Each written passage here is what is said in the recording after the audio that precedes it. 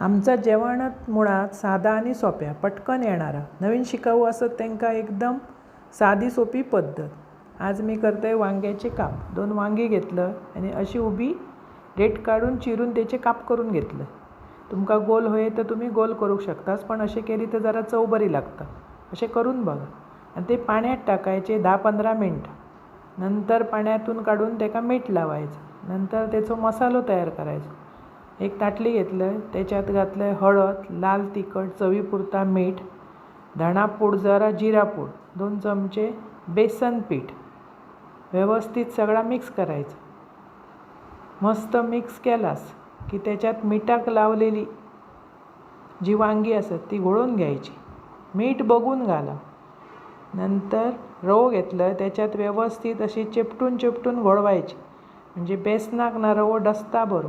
त्याच्या अगोदर तवो तापत ठेवले, तेल घालून व्यवस्थित लावून घ्यायची आणि कढईत थोडा तेल सोडायचं। जरा वांग्याच्या कापाक तेल जास्त लागतं।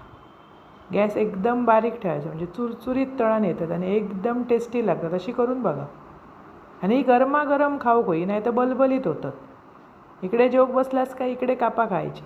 ही डब्या बिब्याक नेऊक शकत नाही।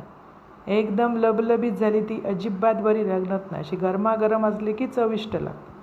अशी वांग्याची कापा खरा खावा, अप्रतिम चव। आवडतली तुमका आणि आवडले चॅनल सबस्क्राईब।